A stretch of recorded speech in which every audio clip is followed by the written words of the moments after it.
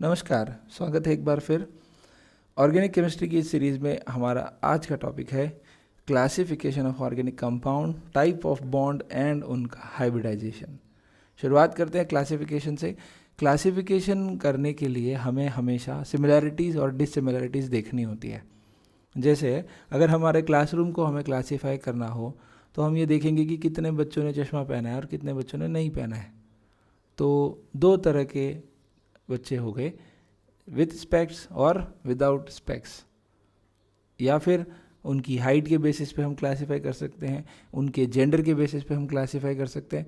तो क्लासिफिकेशन में हमेशा सिमिलैरिटी और डिससिमिलैरिटीज़ के बेसिस पे हम क्लासिफाई करते हैं। पिछले लेक्चर में हमने देखा कि ऑर्गेनिक कंपाउंड में इतने टाइप के ऑर्गेनिक कंपाउंड क्यों बनते हैं, क्योंकि कार्बन की एक प्रॉपर्टी होती है कैटिनेशन। कैटिनेशन मतलब कार्बन लॉन्ग चेन्स बना सकता है। तो अब ये दो तरह की चेन्स बनाता है। एक होती है ओपन चेन जिसमें रिंग नहीं बनती, और एक होती है क्लोज्ड चेन जिसमें बनती है रिंग। तो रिंग वाले जो कंपाउंड होते हैं जिनमें साइकिल बन जाता है उनको हम बोलते हैं cyclic compound, cyclic organic compound. और जिनमें साइकिल नहीं बनता उनको हम बोलते हैं एसाइक्लिक ऑर्गेनिक कंपाउंड। ये जो ऑर्गेनिक कंपाउंड हैं जो ओपन चेन वाले हैं, वो जब पहली बार खोजे गए थे तो वो मिले थे हमको ऑयल और फैट के अंदर। तो ऑयल फैट जो होते हैं उनको ग्रीक लैंग्वेज के अंदर बोलते हैं एलिफा। क्या बोलते हैं? एलिफा, नॉट अल्फा, एलिफा। तो ओपन चेन ऑर्गेनिक कंपाउंड का नाम रखा गया एलिफेटिक कंपाउंड्स। ठीक है। इसी तरह क्लोज चेन को हम बोलेंगे रिंग कंपाउंड्स। कौन से कंपाउंड हैं? रिंग वाले कंपाउंड जिनमें रिंग्स होती है। फिर बाद में ये जो अलीफा है इनको फिर से अलग क्लासिफाई किया गया और उसमें देखा गया कि बॉन्ड कौन कौन से टाइप के हैं। ऐसे ऑर्गेनिक कंपाउंड जिनमें सिर्फ और सिर्फ सिंगल सिंगल बॉन्ड थे। किसके बीच में? कार्बन और कार्बन के बीच में सिंगल सिंगल बॉन्ड थे। और ऐसे ऑर्गेनिक कंपाउंड जिनमें कार्बन कार्बन के बीच में सिंगल के साथ साथ ट्रिपल और डबल बॉन्ड भी थे। तो ऐसे single bonded organic compound open chain वालों को बोला गया सैचुरेटेड कंपाउंड। क्या बोला गया? Saturated hydrocarbons. और जिनमें डबल बॉन्ड और ट्रिपल बॉन्ड थे उनको बोला गया अनसैचुरेटेड। पेट भरा हुआ नहीं है इनका। यहाँ पे पेट भरने से मीनिंग है नंबर ऑफ हाइड्रोजन्स कितने होने चाहिए। 10th क्लास में आपने पढ़ा होगा, जितने कार्बन हो उसके डबल से 2 ज़्यादा हाइड्रोजन हो तो ऐसे ऑर्गेनिक कंपाउंड को हम सैचुरेटेड हाइड्रोकार्बन बोलते हैं, जिनका फॉर्मूला मैंने लिखा है CnH2n+2। एक एग्जांपल लिख रहा हूँ, अगर 2 कार्बन हुए तो हमें हाइड्रोजन कितने चाहिए? डबल से 2 ज़्यादा मतलब 6। तो ऐसे को हम बोलेंगे सैचुरेटेड हाइड्रोकार्बन। अनसैचुरेटेड में डबल बॉन्ड वाले भी आ रहे हैं और ट्रिपल बॉन्ड वाले भी आ रहे हैं। डबल बॉन्ड वाले में 2 हाइड्रोजन मिसिंग है, इसलिए हम बोलते हैं CnH2n। और ट्रिपल बॉन्ड में 4 हाइड्रोजन मिसिंग है। मिसिंग किससे हैं? सैचुरेटेड वाले से कम हो रहे हैं। तो ये दोनों फार्मूला हम लिखते हैं अनसैचुरेटेड हाइड्रोकार्बन के लिए। फार्मूला डिटेल में हम लोग और डिस्कस करेंगे जब होमोलोगस सीरीज पढ़ेंगे, तब अलग अलग टाइप के कंपाउंड्स के फार्मूला देखेंगे। अभी सिर्फ ऐसे ही जानने के लिए लिखा है सैचुरेटेड हाइड्रोकार्बन और अनसैचुरेटेड हाइड्रोकार्बन। 2 तरह के हमारे समझ में आ गए होंगे। अब क्लोज चेन जो हाइड्रोकार्बन है, क्लोज चेन वाले जो कंपाउंड हैं जो रिंग वाले हैं, उनको 2 तरह से हम क्लासिफाई करते हैं। उनके अंदर अगर रिंग का हर एक मेंबर, ध्यान से सुने, अगर रिंग का हर एक मेंबर कार्बन है तो उन्हें हम कहेंगे होमोसाइक्लिक। अगर रिंग का हर एक मेंबर कार्बन है तो हम कहेंगे होमोसाइक्लिक। अगर रिंग के मेंबर में कार्बन के अलावा कोई और आ रहा है तो उसे हम कहेंगे हेट्रोसाइक्लिक ऑर्गेनिक कंपाउंड। होमोसाइक्लिक और हेट्रोसाइक्लिक। होमो का मतलब है सिमिलर, हेट्रो मतलब डिसिमिलर। तो सारे के सारे अगर कार्बन हैं तो हम उसे कहेंगे होमोसाइक्लिक। अगर कार्बन के अलावा कोई और भी आ रहा है तो हम उसे कहेंगे हेट्रोसाइक्लिक। अभी बहुत सारे एग्जाम्पल लेके हम डिस्कस करेंगे। होमोसाइक्लिक को फिर से फर्दर क्लासीफाई किया गया है, फिर से फर्दर दो पार्ट्स में क्लासीफाई किया है, एलिसाइक्लिक और एरोमेटिक।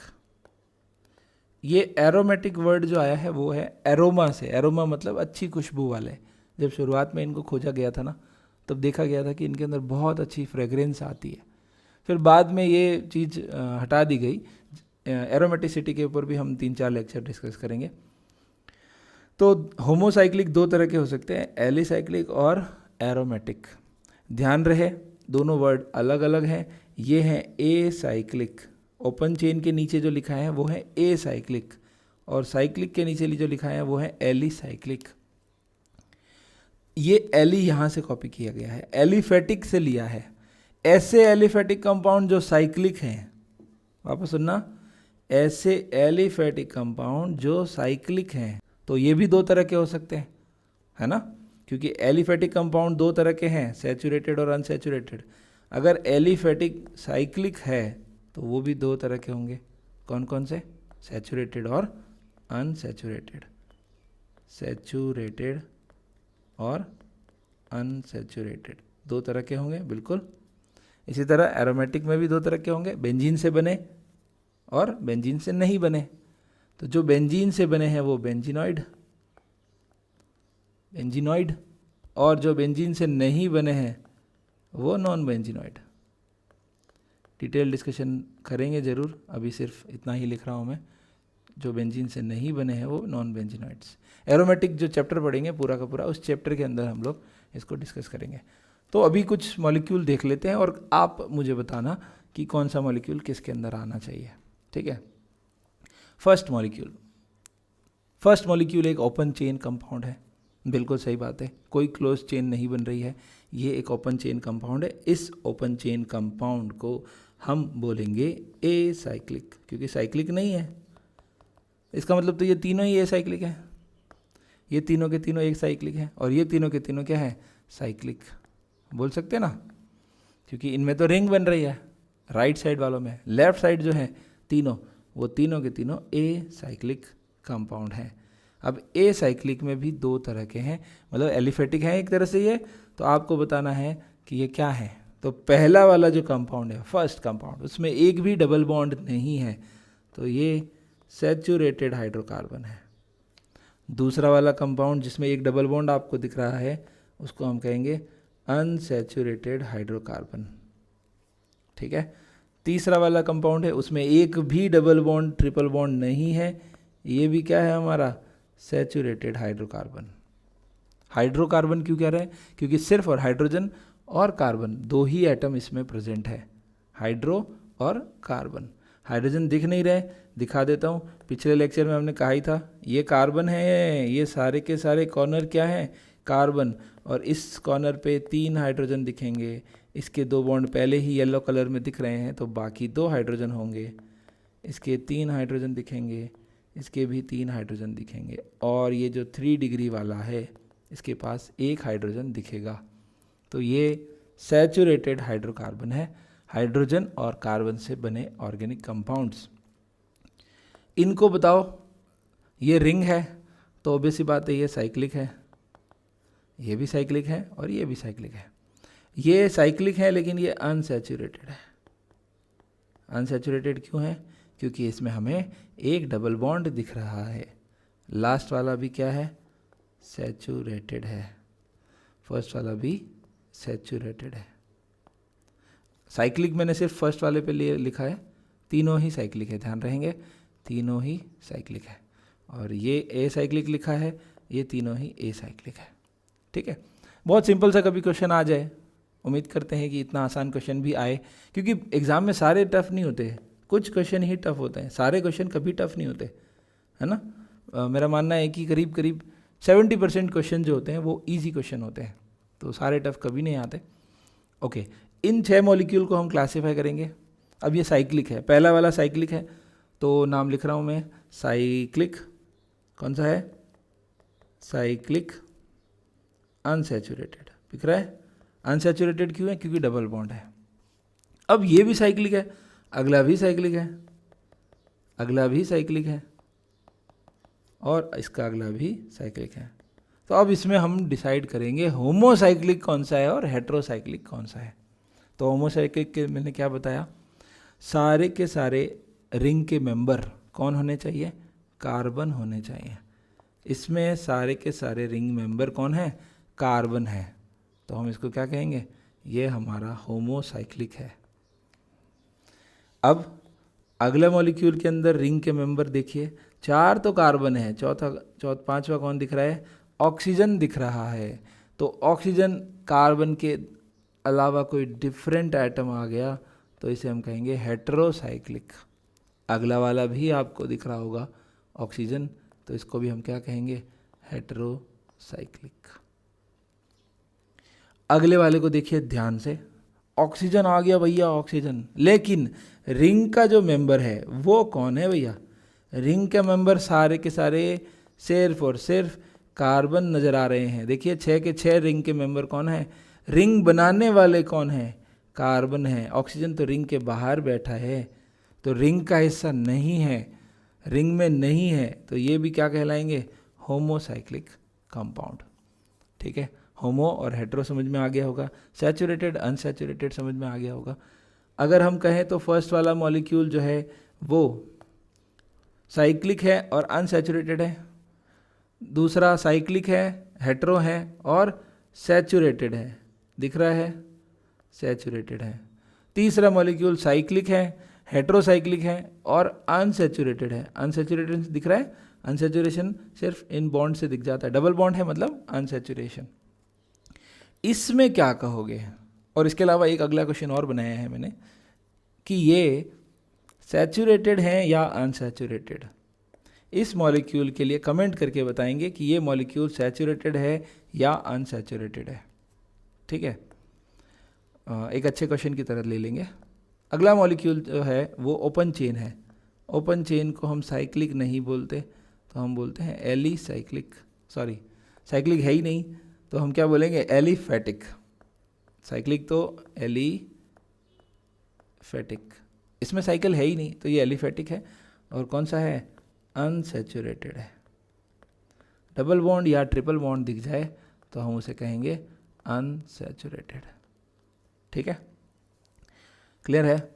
अगला देखिए, ये जो कंपाउंड लिखा है मैंने आपके सामने, इसका आपको आंसर कमेंट के अंदर करना है कि आपको क्या लगता है, ये सैचुरेटेड हाइड्रोकार्बन है या अनसैचुरेटेड हाइड्रोकार्बन है? सैचुरेटेड है या अनसैचुरेटेड हाइड्रोकार्बन है? इसको आप कमेंट करके बताइए। अच्छा, थोड़ा सा और अच्छा करते हैं, हाइड्रोकार्बन भी है या नहीं है ये बताओ। तो 4 ऑप्शन आपके सामने लिख देता हूँ, क्योंकि एग्जाम में भी 4 ऑप्शन आने हैं, तो 4 ऑप्शन लिख देता हूँ। सैचुरेटेड हाइड्रोकार्बन है या अनसैचुरेटेड है? सैचुरेटेड ऑर्गेनिक कंपाउंड, इसको क्या बोलोगे? या अनसैचुरेटेड ऑर्गेनिक कंपाउंड? पहला क्वेश्चन कमेंट करके बताना है। दूसरा क्वेश्चन मैं लिख रहा हूँ आपके सामने कि ये जो अभी रिंग वाला मॉलिक्यूल था ना, उसी को लिख दें। ओके, ये जो रिंग थी ना, इस रिंग में आप इसे क्या कहोगे? इसके लिए कौन कौन सा सही है? 4 टर्म लिख देता हूँ इसमें भी। इसमें 1 का ABCD आपको कमेंट करना है, 2 में भी आपको ABCD कमेंट करना है, 2A 2B 2C कौन सा सही है ये आपको कमेंट करना है। ये है अनसैचुरेटेड हाइड्रोकार्बन, ये भी सेम ऑप्शन है ना, सेम ऑप्शन। सैचुरेटेड हाइड्रोकार्बन है या अनसैचुरेटेड हाइड्रोकार्बन है? सैचुरेटेड ऑर्गेनिक कंपाउंड है या अनसैचुरेटेड ऑर्गेनिक कंपाउंड है? ठीक है, या चारों ही नहीं है? ठीक है, ई लिख देता हूँ, अदर्स। ई आपको कमेंट करके बताना है कि आपके हिसाब से फिर ये क्या है। ई क्या है? कमेंट, आपका जो भी कमेंट होगा वो मैं पढ़ूंगा और जवाब देना ज़रूर, मैं सारे कमेंट पढ़ूंगा। ठीक है, अगला जो हम देख रहे हैं वो है counting of sigma bonds, sigma and pi bonds.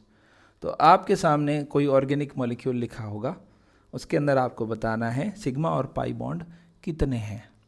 ठीक है, वैसे तो ये सारी चीज़ें हम लोग पढ़ते हैं केमिकल बॉन्डिंग के अंदर, फिर भी हम यहाँ ज़रूर डिस्कस करना चाहेंगे, हमारी ज़रूरत पड़ेगी इसलिए। तो अगर किसी कार्बन के सारे बॉन्ड सिंगल हैं, या कुछ बॉन्ड सिंगल हैं, कुछ डबल हैं, या फिर कुछ ट्रिपल हैं, या फिर 2 बार डबल हैं, तो आपको एक चीज़ हमेशा याद रखनी है, अगर अकेला बॉन्ड है तो वो हमेशा सिग्मा होगा। सिंगल बॉन्ड हमेशा सिग्मा होगा। सिंगल बॉन्ड हमेशा सिग्मा होगा। डबल बॉन्ड में 1 सिग्मा 1 पाई होगा। ट्रिपल बॉन्ड में 1 सिग्मा और 2 पाई होंगे। ठीक है, तो लिख देता हूँ, ये सारे ही सिग्मा हैं। कितने सिग्मा हुए? 4 सिग्मा बॉन्ड्स। सारे सिंगल बॉन्ड हैं, सारे ही सिग्मा। अब ये अकेला बॉन्ड है तो ये सिग्मा, ये भी सिग्मा। ये डबल हैं तो नीचे वाला सिग्मा, ऊपर वाला पाई। ये ट्रिपल हैं तो नीचे वाला सिग्मा, ऊपर वाला दोनों ही पाई। ये भी सिग्मा। इस तरीके से कर सकते हैं। अच्छा, इसमें देखो दोनों तरफ है, ये डबल है, ये भी डबल है, लेफ्ट में भी डबल है, राइट में भी डबल है, तो 1 सिग्मा 1 पाई, 1 सिग्मा 1 पाई।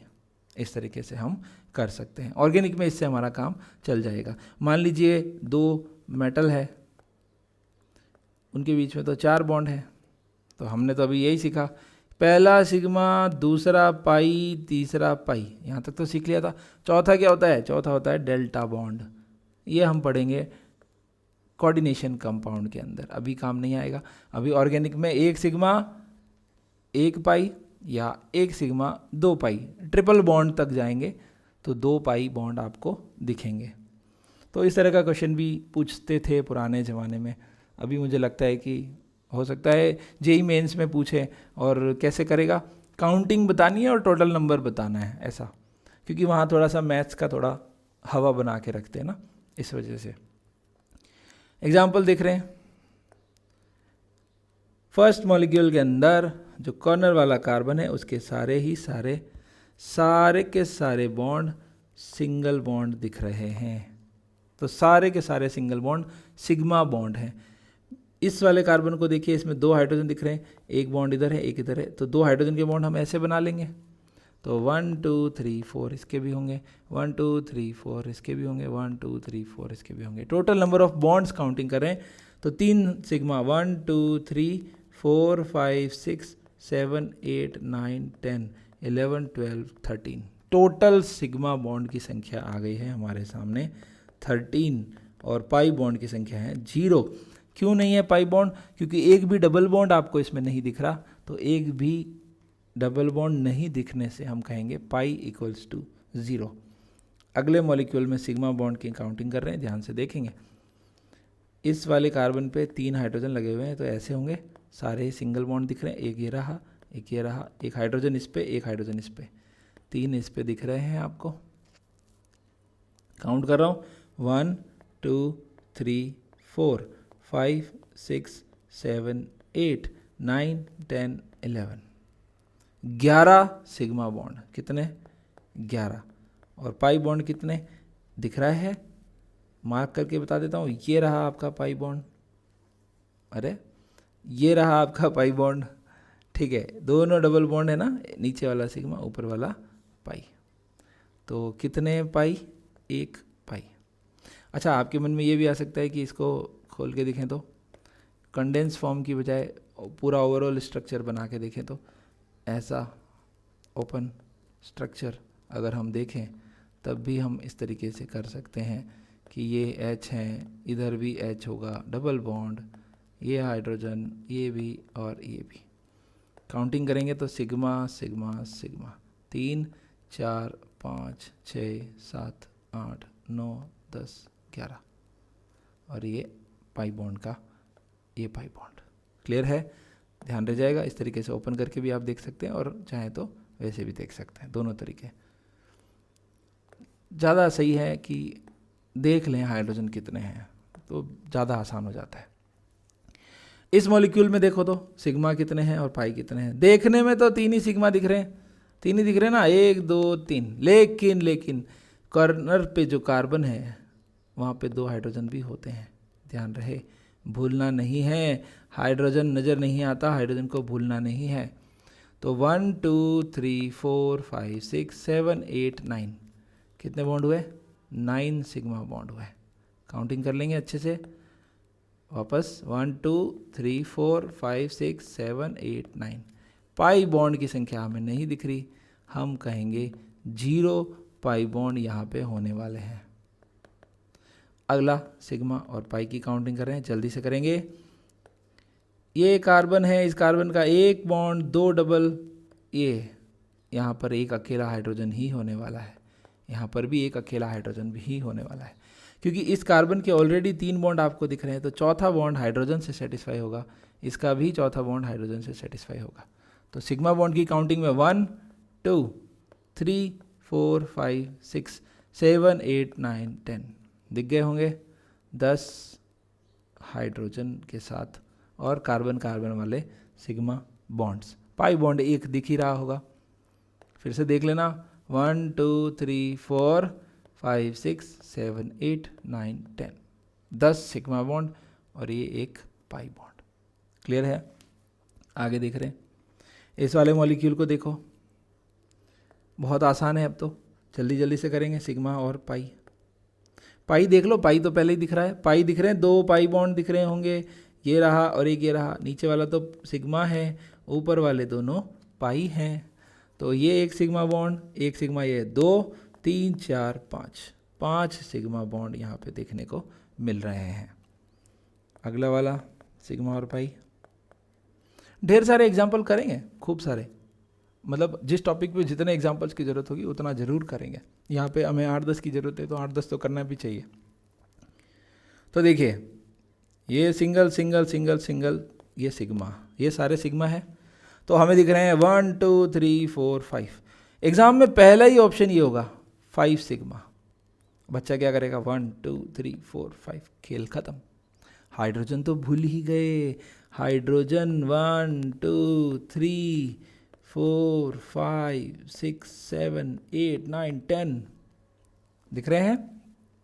काउंटिंग कर रहे हैं सिग्मा बॉन्ड की, 1 2 3 4 5 6 7 8 9 10 11 12 13 14 15 दिख जाएंगे, 15 15 सिग्मा पाई बॉन्ड 1। अगला मॉलिक्यूल देखिए, बहुत ही फेमस मॉलिक्यूल है, नाम है बेंजीन। सिग्मा और पाई काउंटिंग कर रहे हैं हम लोग। बेंजीन के अंदर 1 2 3 4 5 6 सिग्मा बॉन्ड तो ऐसे दिख रहे हैं, हर एक कार्बन पे एक एक हाइड्रोजन लगा होगा। सर हमें कैसे पता चलेगा कि कार्बन पे कितने हाइड्रोजन होंगे? तो बॉन्ड काउंटिंग करनी है ना बेटा। ये कार्बन है, इसके 1 बॉन्ड 2 बॉन्ड 3 बॉन्ड, तो चौथा बॉन्ड कौन होगा? हाइड्रोजन। ये कार्बन है, इसका 1 बॉन्ड 2 3 4, तो एक भी हाइड्रोजन नहीं होने वाला इस कार्बन पे, है ना? ऐसा कर सकते हैं। तो सिग्मा बॉन्ड की काउंटिंग कर रहे हैं, 1 2 3 4 5 6 7 8 9 10 11 12 12 कितने सिग्मा बॉन्ड है? 12। पाई बॉन्ड कितने दिख रहे हैं? 3। इसके अंदर सिग्मा और पाई, इसमें पाई तो एक दिख रहा है। सिग्मा बॉन्ड की काउंटिंग थोड़ी सी ट्रिकी हो रहेगी, ध्यान रहे। इस कार्बन पे एक भी सिग्मा नहीं है, पर 6 सिग्मा तो आपको दिख रहे हैं, 1 2 3 4 5 6 7 7 तो दिख ही रहे हैं। 6 तो रिंग वाले बॉन्ड है, एक बाहर जो लग रहा है। 7 8 9 10 11 12 13 14 15 16 17 18 19 कितने हैं? 19 सिग्मा है। फिर से काउंट कर लेना, कुछ मिस्टेक हो तो कमेंट कर ही देना, कॉन्सेप्ट सीखना ज़्यादा ज़रूरी है। 1 2 3 4 5 6 7 8 9 10 11 12 13 14, अब 4 बॉन्ड हो गए हैं इसके, है ना? 15 16 17 18 19, और ये रहा हमारा प्यारा पाई। क्लियर? और देखिए अब मॉलिक्यूल इस तरीके से लिखा हो तो यहाँ सबसे ज़्यादा दिक्कत आती है। इसको समझते हैं कि इसको खोल के कैसे लिखते हैं, ओपन करके कैसे लिखते हैं। ध्यान से देखिए, सबसे पहली बात तो जब भी CH3 लिखा होगा ना, तो हमेशा एक वैलेंसी फ्री होगी। जब भी आपके सामने CH2 लिखा हो तो आप समझ जाना कि 2 वैलेंसी फ्री होगी, है ना?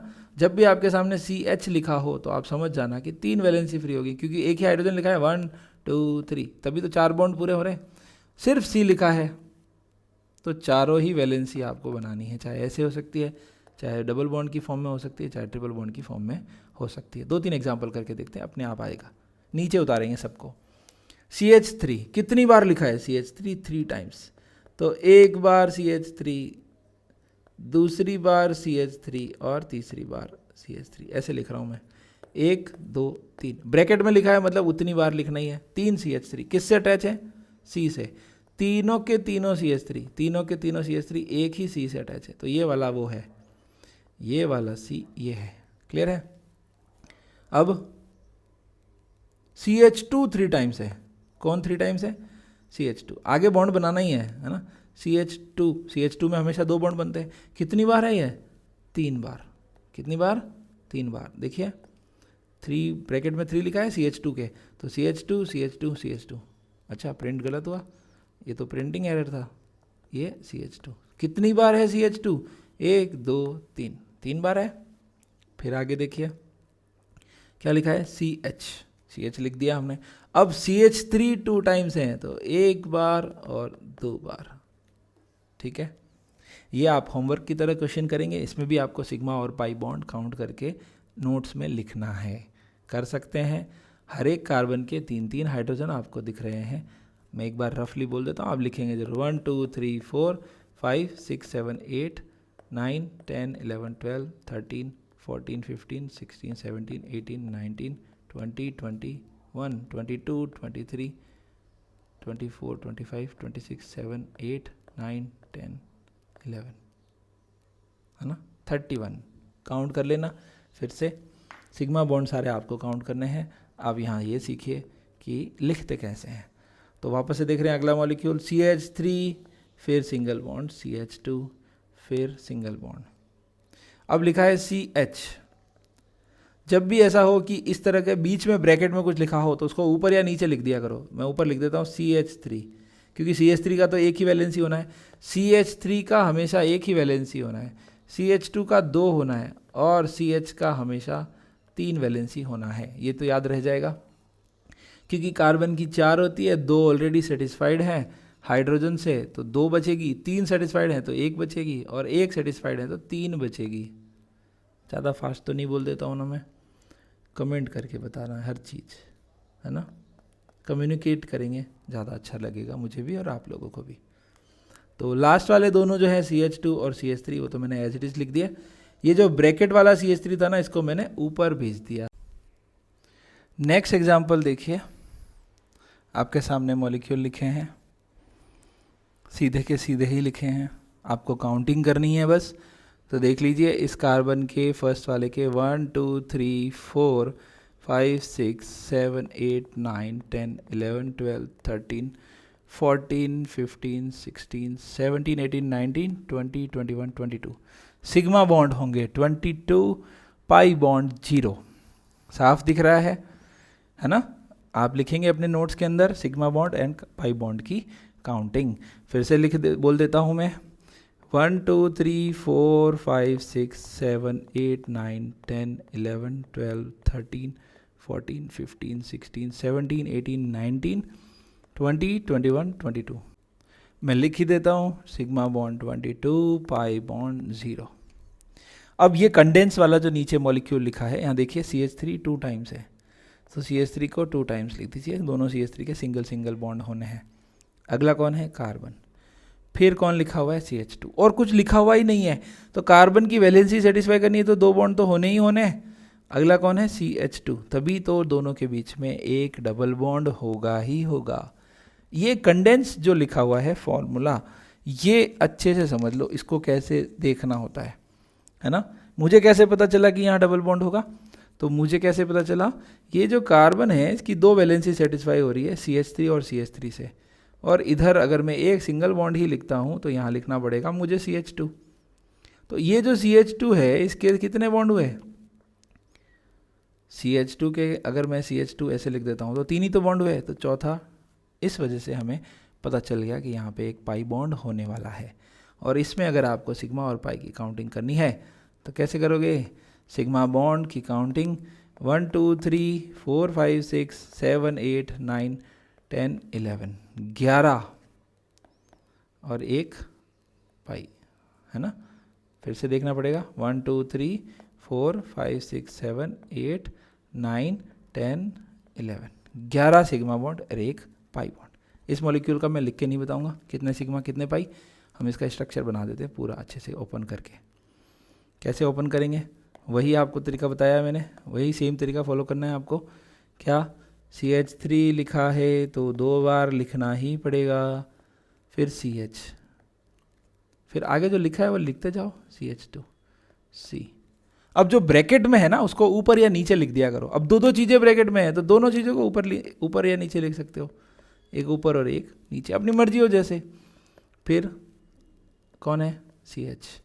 यहाँ जो Br और CH3 थे वो मैंने ऊपर और नीचे लिख दिए, एक ऊपर की तरफ एक नीचे की तरफ लिख दिया। अब लिखा है मैंने CH के बाद 2 CH3, तो दोनों CH3 उसी CH से अटैच होंगे।